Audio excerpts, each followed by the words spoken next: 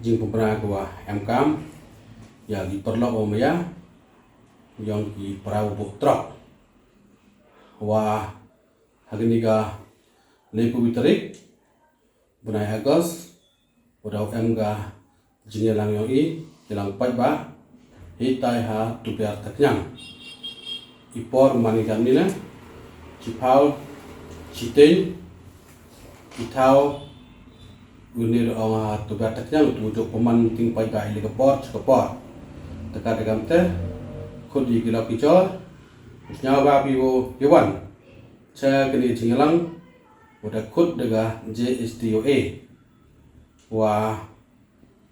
lewat ni kepor IMKM yu inum pai ba katakan tedaban jori pile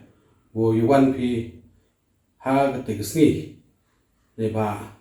kimat wo iklami daubon iklami nali yang ki pai ba le do cimut ki ta plus kamjo nili yang igi es kita membarle doi biyo cimut i kata kamte imat ki wo yuklam man gam nina wa hagi tigasngi o khudi gilo wo pemsiat membar thme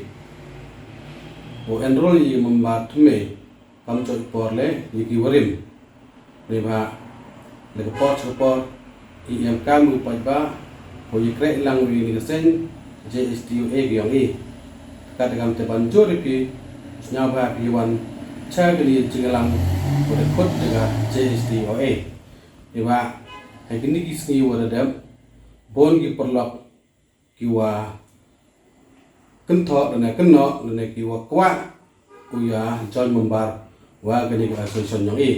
dekat dengan teh ini kalian yang iwai kedua ko yuksia membar UI ni kepor iba ile MKM pi ui krek langi gnu ki kam wo sen dawa pi da kemat kuar kang jing tuncia ini daerah pile gni kubor u spread ko chwa chenen na kilap ijar wo para wo botrong i yo tip ki wa ide gi mat wo yaklam de ko ar ni por haji to oga kit kaba kamtam yo simen klinka ujo kumpoi ini por cupor ni tai no po lum tong tong sky chodo bernihat dekat dengan teh kali por banjor biang ipi wah coba pi hamdam yawan knang klempep yo pi up nene yo pi snyau haji to ni kam deni kentian ikut pi wara kuble cibon perlak ya yang ga sen yang i blejbon